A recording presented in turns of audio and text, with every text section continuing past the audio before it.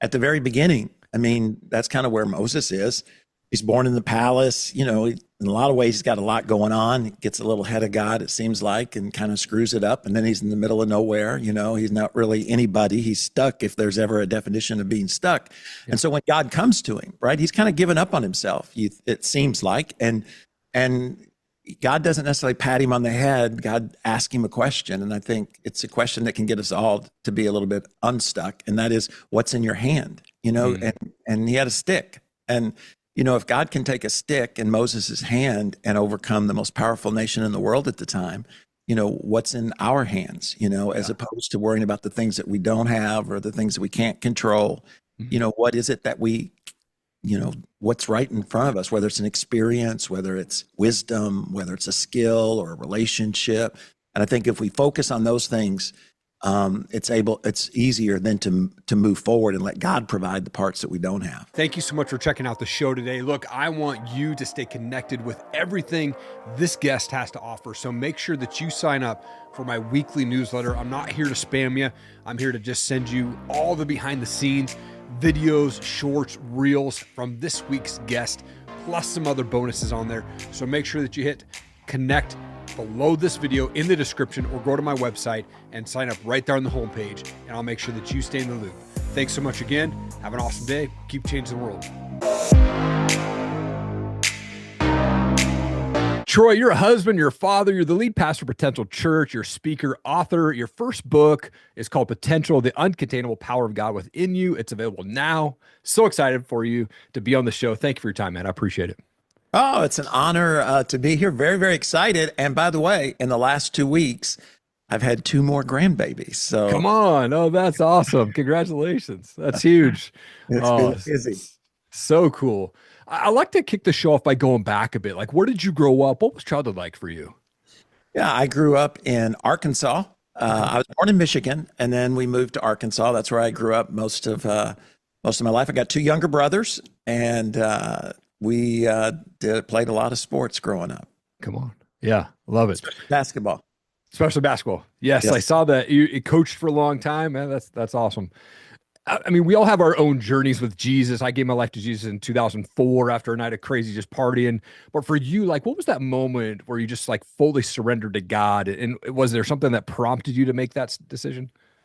I accepted Christ really young. I remember my mom would take us to church, me and my brothers. We could live actually close enough to the church we went to, we could walk to it. So we would walk to church on Sunday. Yeah. And I'd go to children's church. And I remember one time the pastor called me into his office and he's like, "Hey, don't you think it's time you trusted Christ?" And I was always kind of like one of those kids that, okay, I guess if that's what you think. And so he said, well, in children's church, walk forward, that kind of thing. So I went through that whole process, but only because he thought it was a good idea. And I guess if he, I respected the pastor. And sure. And then we were at a revival. I don't know if everybody knows what a revival is nowadays, but come on, go to church a lot. And I was sitting in a metal chair, so it was a full house. And for the first time in my life, I felt lost. I felt, the God's Spirit working on my heart. And I knew it was, up to this point, I had never experienced that sense of lostness or that sense of need for Christ. I knew about all the stories and Jesus, and, I was about 11 or 12 years old. And I remember I looked at Mom and I said, I need to trust Christ. And I remember, taking that step, and that forever, impacting my life as I grew up and, went into junior high and high school. Wow, man, so cool. So cool. Man, that journey of coming to know Jesus, I remember when I first gave my life to Christ, it was because of a girl, right? Like, it was like, but I didn't have that straight connection with God. Like, I was like, oh yeah, I'm going to do it to impress her. And it was several years later, after a crazy, life that I had, that I finally woke up to it, man. But so good. I want to get into your book. It's your first book, it's called Potential, the Uncontainable Power of God Within You. It's available on Amazon right now. People need to go pick up this book. Typical podcast question, but like, what inspired you to write this book at this point in your life? And how has that journey shaped the message? Or how has your relationship with Jesus shaped that message of the book? Yeah, I think, writing the book, I've been a pastor now probably around 30 years. So I'm an old guy. So but I was it's one of those areas really where I was just disobedient, not a lot of confidence. Mm. I remember after being here and seeing God do some pretty cool things and just kind of feeling that nudge.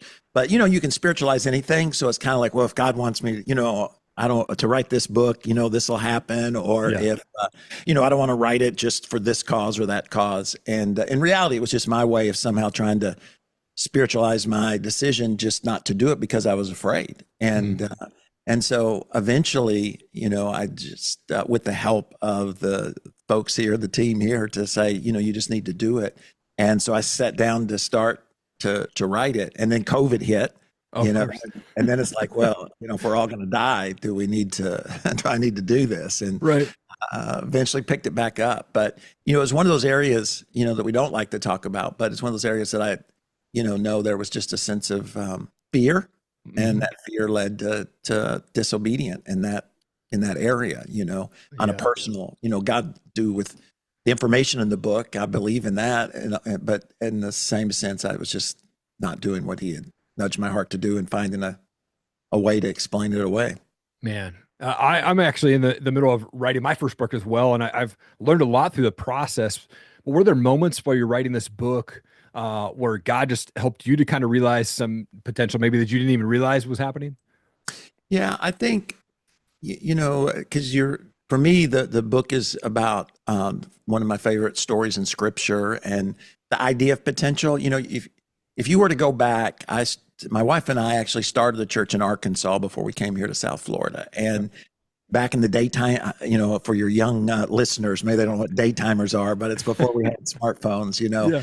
it kept your schedule. And if you were to go to the front of mine, it would say something about, it always ask you what's your mission or vision or purpose, some kind of statement like that. And mine would always be, because I thought I was going to be a coach. That's what I had planned on doing is in basketball. And it would be to, help people reach their potential. So it's just always been a part of my heart and desire. I think that's the kind of parent I am. It's the kind of husband I am. It's the kind of friend I am, to try to encourage people to become what God created them to be, what he knit them together. Yeah. In their mother's womb to be. So I just think that was reinforced and reminded of, of how important that is and the role that God plays in that. Yeah. Oh, so important, man. I love that. I think for me, and I'm sure others as well, like there's been moments where I for sure have felt like stuck and inadequate as a husband, as a father, as a provider. And, you emphasize in your book, like uncontainable power of God within us. Like, how can someone practically unlock that power when they're just feeling stuck or inadequate? I think, in the story, it's the people of God, how they go from being enslaved, for around 400 years to the promised land. And because that's the journey we're all on. And at the very beginning, I mean, that's kind of where Moses is. He's born in the palace, in a lot of ways, he's got a lot going on. He gets a little ahead of God, it seems like, and kind of screws it up. And then he's in the middle of nowhere, he's not really anybody. He's stuck, if there's ever a definition of being stuck. Yeah. And so when God comes to him, right, he's kind of given up on himself, it seems like. And God doesn't necessarily pat him on the head. God asks him a question. And I think it's a question that can get us all to be a little bit unstuck. And that is, what's in your hand? And he had a stick. And if God can take a stick in Moses' hand and overcome the most powerful nation in the world at the time, what's in our hands, as opposed to worrying about the things that we don't have or the things that we can't control. What is it that what's right in front of us, whether it's an experience, whether it's wisdom, whether it's a skill or a relationship. And I think if we focus on those things, it's easier then to move forward and let God provide the parts that we don't have. Yeah. Oh, man, it's so important to be present and like acknowledge that stuff's right there in front of us, man. It's so good.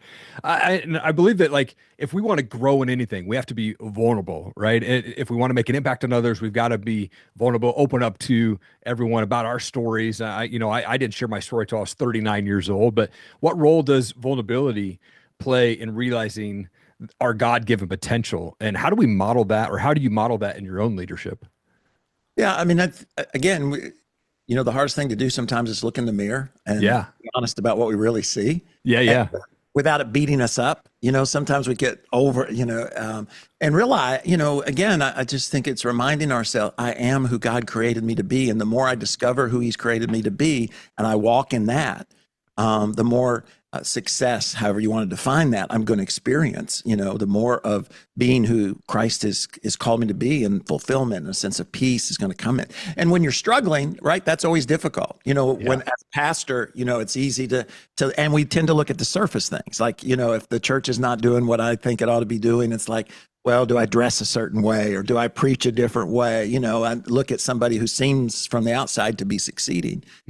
And in reality, right, it's like, no, I got to step back and ask, well, who has God made me to be? Because before we were ever physically here, we were here in the mind and heart of God, and to me, that always gives me a sense of chills. I heard Erwin McManus say that a long time ago, and it's just always stuck with me. That's how intentional every single one of us are, not just the influencers or the powerful or, whoever it is that we look at and celebrate. Every single one of us are intentional. And, this all powerful, all knowing, everywhere at one time God didn't create something and someone intentional to not succeed or to fail or to not matter. And so I think if we can, again, be reminded of that and discover more of who God's, called us to be, and then take steps in that direction, because sometimes fear, just kind of overwhelms us and we freeze or we walk away or we get discouraged and give up, as opposed to just saying, no, God intentionally, that it wasn't just mom and dad got together, or maybe I was a mistake, or even an act of violence, no, God knit me together. I am who he made me to be. And therefore he empowers me with his Spirit to walk in what he had in mind when he knit me together. Come on. Oh, so good, man. Huge fan of Erwin McManus, man. And gosh, it's so important to realize that God has a purpose and a plan for all of us in our lives, no matter what we've gone through. Throughout your journey as a pastor, as a coach, as a father, and an author, what would you say is like one of the greatest lessons that you've learned? When we first started the church in Paragould, and this was before I had ever read Rick Warren's book on Purpose Driven, or there weren't seminars, or they said, we need a new church. And then we started one, and, all the folks who said we needed one were afraid to be a part of it, but I remember we got to, I don't know, a couple hundred people, and we seemed like we weren't growing as fast as I wanted to grow. We weren't having the impact that I wanted to have. And I remember going to my office, and I was so frustrated with the folks. It's like, if they could get their act together, we could really impact this community. And I just remember God nudging my heart, because that was such a disempowering feeling, because it's like their fault. I can't, if they don't get their act together, I can't move forward. And the lesson that I learned is God nudged my heart, and it's like, no, it's not really about them. It's about you. And if you will continue to grow and you will continue to seek me, then they will become more of what they need to be. Stop focusing on them and what they need to do, and what kind of growth do you need to have?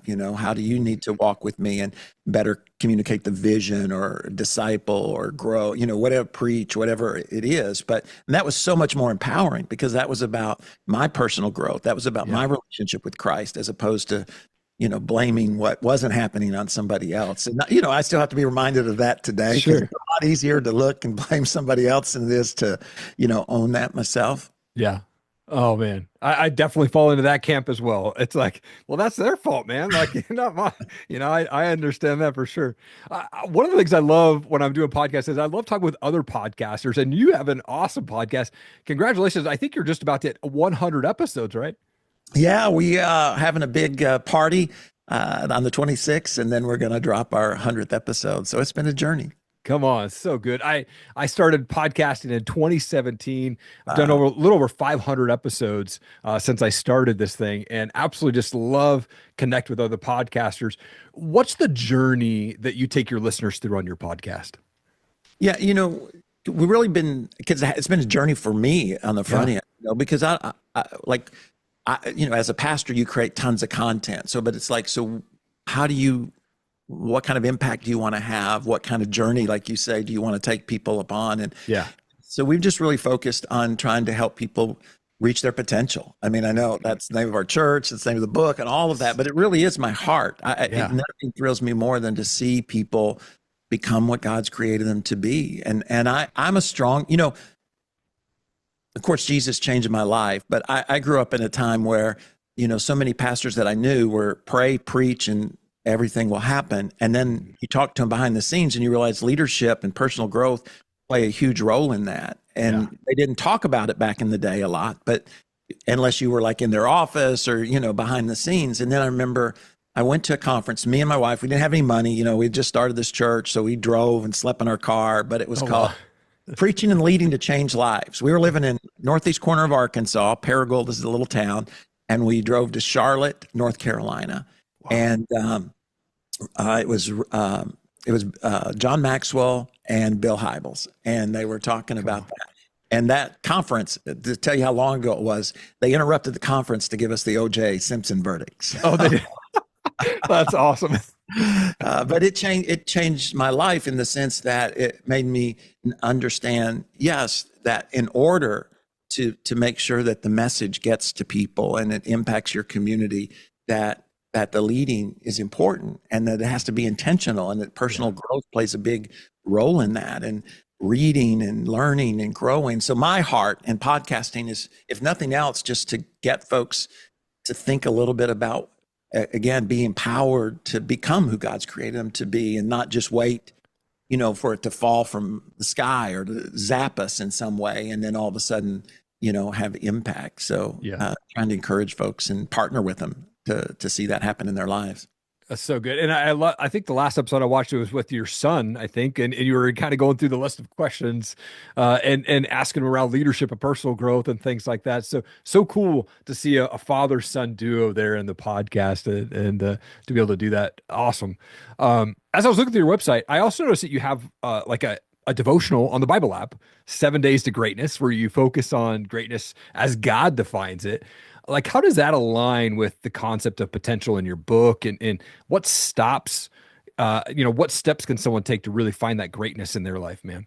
Yeah. To me, the greatest enemy to greatness and to me, I would define that as finding fulfillment in what God's created you to do, not letting it get defined by, if I start comparing my podcast to your podcast, then I might, start to feel it's okay to grow and learn from you, but what I mean? Like, it's so easy.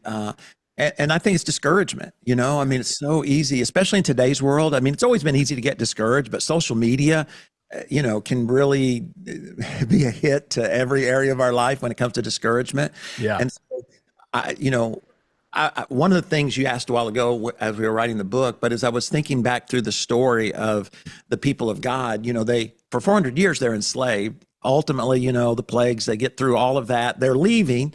And, the Egyptians, without even Israel asking, give them their gold and their silver, their designer clothes. I mean, they got to be on cloud nine. Yeah. And of course, God takes them the roundabout way. So I'm sure that was somewhat discouraging, but then they get kind of hemmed in, right? They're at the sea, the Red Sea there. And then they look up and they're freaked out, because the Egyptians have changed their mind. They're racing after them, and they do what I tend to do if I'm not intentional. And that is to complain.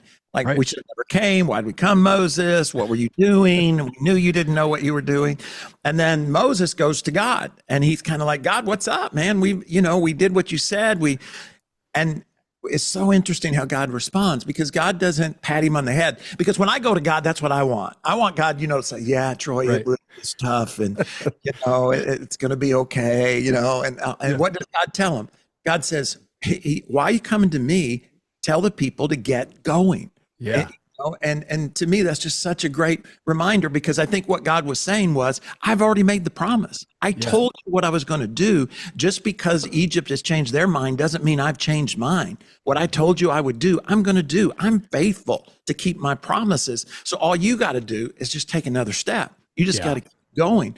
And that's such a reminder to me, because, when I get discouraged, and I know your listeners, right? It's the easiest thing in the world to do is to get discouraged, either pull off to the side or turn around or just surrender or give up in some way.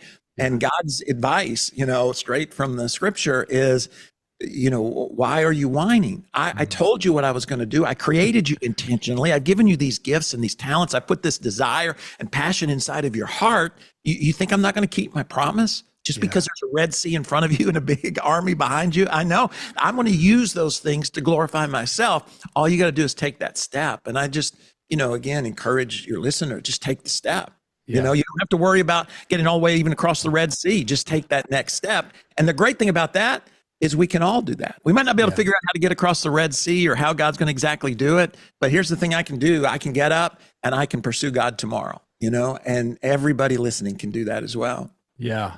Oh, so powerful, man. And yeah, comparison, especially in today's world, man, it's just a drainer of your soul. And I think well, I know for sure I've gotten caught up in that before. And, there was a time where I went to this event down in California and there was 50 people invited and there was 49 millionaires. I was the one that was not, right? Like I'm in there and I'm going, man, this is awesome. And then I met a guy there who's like, hey, let's go watch the sunrise on the beach in California and San Diego. He goes, let's read our Bibles. Like, cool, man. So we go down there and I remember him just like, I was complaining. I was like, man, I want to be a full-time entrepreneur and I want to be like these guys. And he looked at me and he goes, Erik, those are all great business people, but how many of them have great marriages? And I just went, oh, my priorities all wrong, man. It was like this wake up call. It's like, God's got me. He's got a different plan for me. And I need to just start focusing on him and not that, man. It was such a wake up call for me. We all need that, don't we? Oh, we sure do, for sure. I'm a big music guy, so I've asked the question, like, what kind of music do you like to listen to? Do you have a favorite band that you like to listen to? I'm pretty eclectic, you know. I mean, Okay. I can, I'm 80s kid, so Sure. I go back to Cool and the Gang Yeah. or Journey or Chicago, or Cool. What is it? LG, what is LL Cool J? Yes, thank you. Oh, That's what I was yeah, trying. yeah, yeah. Love, all That's those awesome. songs from the 80s, of Yeah. course, are my. But I like, I'm pretty eclectic. I like to listen to music. I'm not a entrepreneur, aficionado, you might say, of music. Sure, sure. Oh man, so good. Yeah, I grew up listening to music, been to many, many concerts, and I've been blessed to work in the music business for a year. And Oh, wow. unfortunately, that was during my dark time where I was definitely furthest away from God, living a rock star lifestyle without being a rock star. And but it's always brought me back. But man, Troy, I'm so excited for your book and the Oh, impact that hold you're on. You got to tell making. me though. You got to tell me who your favorite band is with that kind of history. Yeah, yeah, great question. So my favorite band is actually the Cars, and I Ah, I okay. actually love the Cars, and never got to see them or Rick Ocasek at least. I saw the Cars play, but it was minus Rick Ocasek. But yeah, that's probably my all time favorite band. But I'm pretty into punk and rock. And before I worked in the music business, they said, I was just straight rock, and then they said, well, you actually have to listen to other stuff. So they kind of said, well, you got to listen to this country and hip hop and all that stuff. So I kind of opened the door to some other music that I like to listen to now. So Oh, that's awesome. yeah, for sure. So, but absolutely, Troy, I'm honored to have you have come on the show today, man. I'm excited for your book. You're making a massive impact through your podcast, through your church. I'm just praying blessings over you, your family, and your church and your ministry, man. And such an honor to have you on the show. Thank you for your time today, man. Oh, it's been a true honor, and appreciate what you do, and especially the impact that it has on men as they, search after God and therefore make a huge impact in their Yeah. life. Hey, if you've ever thought about starting a podcast but unsure where to go, you need to go check out erikallenmedia.com. Click on the resources tab there. I will walk you through how to start, launch, and run a podcast. I've recorded over 500 interviews since 2017, and I want to help you launch your podcast. Make sure that you hit that subscribe button so you catch every show when I drop them. Thanks again. Keep changing the world.